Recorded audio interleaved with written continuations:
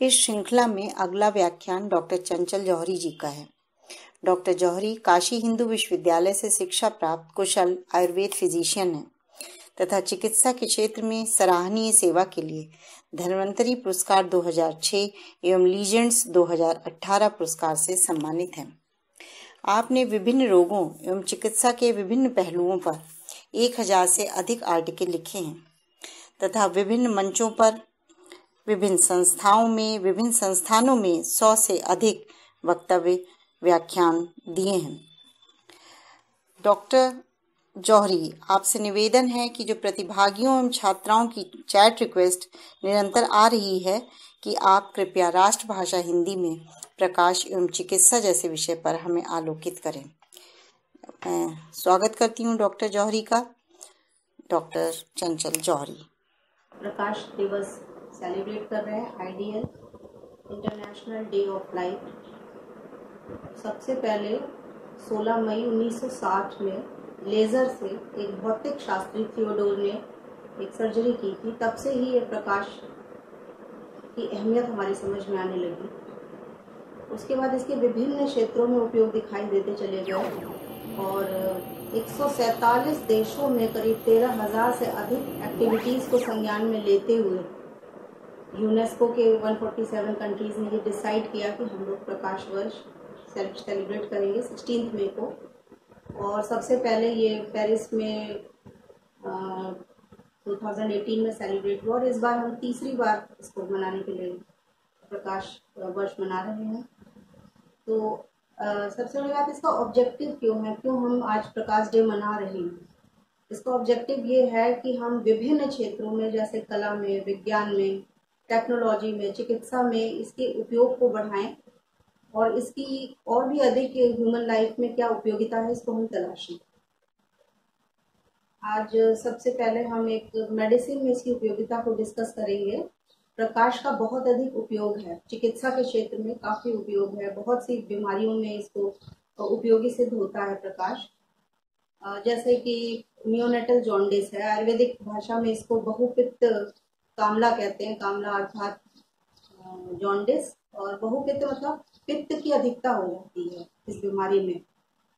तो neonatal jaundice जैसा कि शब्द से स्पष्ट हो रहा है, नियोनेट्स में होता है, यानी कि नवजात शिशु, जिसे कि हम 28 दिन तक कह सकते हैं एक नियोनेट होता है, उसके अंदर ये जॉन्डिस प्रायः देखी गई है प्रथम 2 हफ्तों में।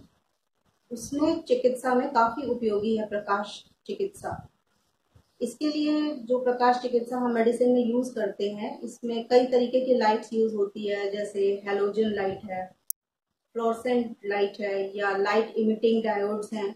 इस तरीके से कई साधन से हम प्रकाश का उपयोग चिकित्सा के लिए कर सकते हैं। तो नियोनेटल जॉन्डिस में बिलिरुबिन बढ़ जाता है, बिलिरुबिन की मात्रा बढ़ जाती है। ये बिलिरुबिन हीमोग्लोबिन के ब्रेकडाउन से पैदा होता है, जो कि मूत्र से या अन्य दूसरे चैनल से होते हुए ये एक्सक्रीट हो जाता है। लेकिन चूंकि शिशु के अंदर लिवर पूरी तरह से विकसित नहीं होता है, इसलिए इसका पूरी तरीके से ये जो नॉर्मल पाथवे है उससे ये एक्सक्रीट नहीं हो पाता, और एक शिशु का ब्रेन जो बैरियर होता है वो भी प्रॉपरली डेवलप नहीं होता। तो ये ब्लड ब्रेन बैरियर को क्रॉस करके दिमाग में पहुंच जाते हैं और वहाँ पे दिमाग के ग्रे मैटर में डिपॉजिट होने लगते हैं। वहाँ पे कई तरीके की बीमारियां कॉज करते हैं। कई बार सेरिब्रल पाल्जी है, या डिलेड डेवलपमेंट है, या हियरिंग इम्पेयरमेंट है।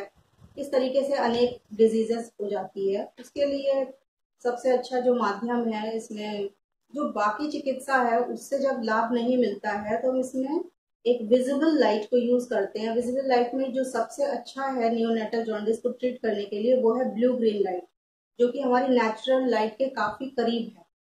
तो इसको हम एक्सपोज करते हैं, बच्चे को उसकी स्किन एक्सपोज करते हैं उससे, ताकि ये अच्छे से पेनिट्रेट करे। ये ब्लू ग्रीन लाइट स्किन में बहुत अच्छे से पेनिट्रेट करती है, अंदर जाकर फोटोकेमिकल रिएक्शन करती है।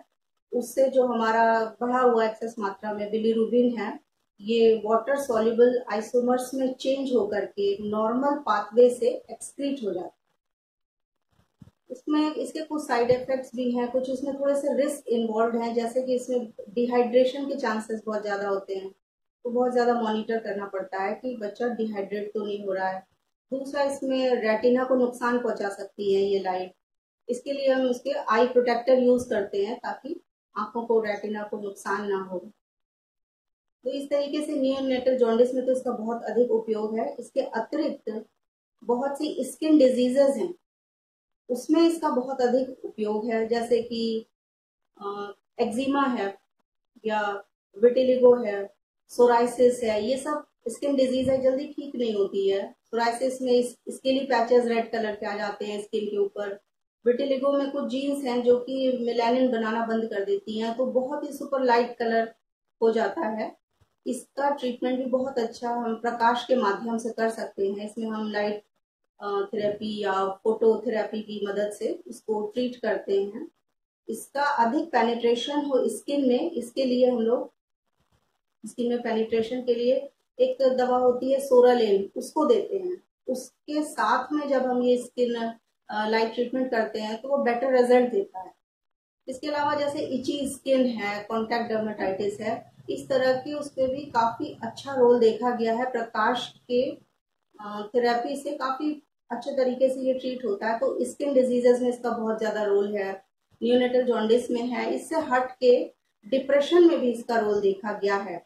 जहाँ पे लाइट कम है, जहाँ पे ऐसा एरिया होता है, ऐसे प्लेसेस हैं जहाँ पे लाइट बहुत कम होती है, वहां पे ग्लूमी एटमॉस्फेयर रहता है और डिप्रेशन का एक माहौल रहता है। तो डिप्रेशन में भी इसका एक रोल देखा गया है।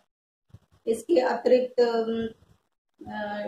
डिप्रेशन के अलावा भी इसमें जो हम सबसे अधिक इसमें देखते हैं, स्किन के भी उसमें भी हम फायदा होता है। और इचिंग, जो लोगों को बहुत ज्यादा इच हो रहा है या खुजली हो रही है, वो भी लाइट के इफेक्ट से बहुत जल्दी क्योर किया जा सकता है। इसका एक उपयोग है प्रकाश का। जैसे हमारा एक आयुर्वेद में अगर हम बात करें तो आयुर्वेद में एक दो तरीके से चिकित्सा होती है, युक्ति व्यपाश्य चिकित्सा और दैव व्यपाश्य चिकित्सा है। दैव व्यपाश्य चिकित्सा के अंतर्गत एक चीज आती है यज्ञोपैथी। जो हमारी अग्नि है, अग्नि की जो फ्लेम्स है, वो भी लाइट ट्रीटमेंट के अंतर्गत आ सकती है। लेकिन इसमें दो चीज होती है फ्लेम्स में, इसमें हीट भी है, लाइट भी है। तो कई बार हम इसकी लाइट का फायदा ले सकते हैं, लेकिन हीट बीच बीच में ऑब्स्ट्रक्ट करती है, तो उसका उस तरीके से लाइट के फॉर्म में नहीं फायदा ले पाते। लेकिन जो हम यज्ञोपैथी करते हैं यज्ञ में, यानी आहुतियां डालते हैं, तो अलग अलग व्याधियों की अलग अलग औषधि द्रव्यों की आहुतियां हम डालते हैं इसके अंदर। उससे जो निर्धूम अग्नि पैदा होती है, उस निर्धूम अग्नि में जो हमारे औषधीय द्रव्य अत्यंत सूक्ष्मतम कणों के रूप में विद्यमान होते हैं और पूरे वायुमंडल में फैल जाते हैं, तथा श्वसन तंत्र के माध्यम से ये हमारे लंग्स में जाते हैं। लंग्स में ये हमारे ब्लड के थ्रू पूरे शरीर में, प्रत्येक शरीर के अंग प्रत्यंग में ये प्रवाहित होते हैं और विभिन्न प्रकार की जो हमारी बीमारियां हैं उसको ठीक करते हैं। यज्ञोपैथी में जो यज्ञ चिकित्सा है आयुर्वेद की, उसके माध्यम से इस समय जो कोरोना फैला हुआ है उसमें भी बहुत फायदा देखने को मिल रहा है। क्योंकि इसमें जो हमारे लंग्स के अंदर जो दवाएं नहीं पहुंच पा रही हैं, जो लंग्स ब्लॉक हो रहे हैं, इतने सूक्ष्म जो हमारे शरीर के चैनल हैं, उसके अंदर सूक्ष्मतम जो औषधि पहुंच सकती है, वो अब यज्ञ की निर्धूम अग्नि में उपस्थित औषधीय कणों के माध्यम से चिकित्सा हो रही है। इस समय इस यज्ञोपैथी को हमारे एम्स रायपुर में भी ट्राई किया गया है और वहां पे बहुत अच्छा रेस्पॉन्स डॉक्टर से मिला है। तो ये भी हम इस तरह से भी प्रकाश का उपयोग अग्नि के माध्यम से भी हम कर रहे हैं। और ये एक तरीके से नैनो टेक्नोलॉजी का बहुत ही सशक्त माध्यम है यज्ञोपैथी। तो इस प्रकार हम काफी कुछ देखते हैं कि हमारे दैनंदिन जीवन में और अनेक प्रकार की व्याधियों में प्रकाश का बहुत ही उपयोग है और ये निरंतर उपयोग हो रहा है। इसमें बहुत सारे रिसर्च वर्क्स भी शामिल है। क्योंकि समयाभाव है, इसलिए अपने विषय को यही समाप्त करते हैं।